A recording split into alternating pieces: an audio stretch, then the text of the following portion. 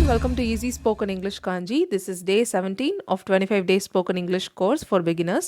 இந்த வீடியோல நாம past continuous tense பத்தி தான் பார்க்க போறோம். இந்த டென்ஸ்ல இருக்கிற 3 different forms of sentences with detailed examples நம்ம பார்க்க போறோம். So watch the video till the end. Now let's get started. Past continuous tense affirmative formல நம்ம எப்ப யூஸ் பண்ணுவோம்னு பாத்தீங்கன்னா கடந்த காலத்துல ஒரு செயல் நடந்து கொண்டு இருந்தது அப்படின்னு சொல்றதுக்கு pastல ஒரு action நடந்துட்டு இருந்ததுன்னு சொல்றதுக்கு. இதோடைய ஸ்ட்ரக்சர் பார்த்தீங்கன்னா ஐக்கு வாஸ் verb plus ing, வியுதேக்கு were verb plus ing, he she ituக்கும் was verb plus ing. So present கண்டினியூஸில் பார்த்த மாதிரியே இதுலேயும் verb ing ஃபார்மில் தான் வரும். ஹெல்பிங் verb வந்து சப்ஜெக்ட்டுக்கு ஏற்ற மாதிரி was wereன்னு மாறும். இதுக்கான எக்ஸாம்பிள் பார்ப்போம். நான் சமைத்து கொண்டு இருந்தேன். I was cooking. குழந்தைகள் வெளியே விளையாடி கொண்டு இருந்தார்கள். The children were playing outside.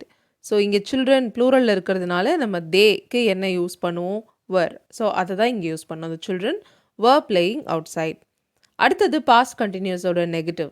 கடந்த காலத்தில் ஒரு ஆக்ஷன் நடந்து கொண்டு இருக்கலை இல்லை நடக்கலை. நான் நிறைய வீடியோஸில் சொல்லியிருக்கேன். ஸோ டென்சஸுடைய நெகட்டிவ் ஃபார்ம் ஆல்மோஸ்ட் தமிழில் சேமாக தான் இருக்கும். நம்ம தான் கான்டெக்ஸ்ட் என்ன சுச்சுவேஷனில் நெகட்டிவ் சொல்கிறோன்றதுக்கு ஏற்ற மாதிரி டென்ஸ் ஸ்ட்ரக்சரை நம்ம செலக்ட் பண்ணி யூஸ் பண்ணணும். ஸோ பாஸ்ட்டில் இந்த விஷயம் கண்டினியூஸாக நடந்துட்டு இல்லைன்னு சொல்கிறீங்க அப்படின்னா இந்த ஸ்ட்ரக்சர் யூஸ் பண்ணணும். ஐக்கு was not verb plus ing, வியுதைக்கு were not verb plus ing, he she ituக்கும் was not verb plus ing. Examples பார்ப்போம். நான் என் ஃப்ரெண்டு கிட்ட பேசிகிட்டு இருக்கலை, நான் என் பிரதர் கிட்ட பேசிகிட்டு இருந்தேன், அந்த மாதிரி ஒரு சென்டென்ஸ் வச்சுக்கோங்க. I was not talking to my friend. I was not verb plus ing. So I was not talking to my friend. அவள் கிளாஸை கவனிச்சுட்டு இருக்கல, பாட்டு கேட்டுட்டு இருந்தா. She was not listening to the class.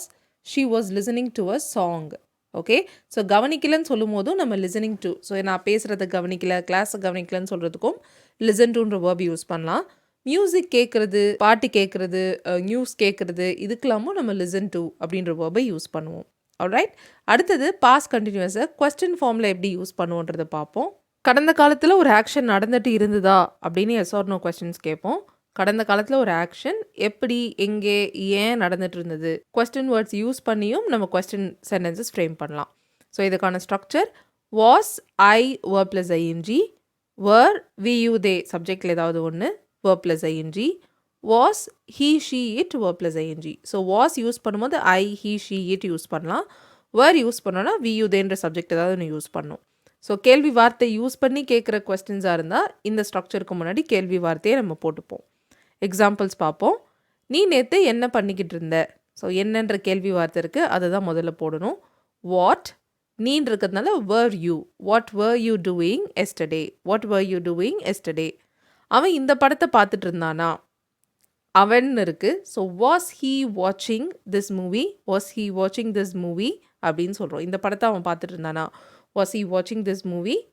Alright, so it is a very simple lesson. Simple structure தான் நினைக்கிறேன் past continuous இல்லையா? ரொம்ப சிம்பிளான டென்ஸ் தான்.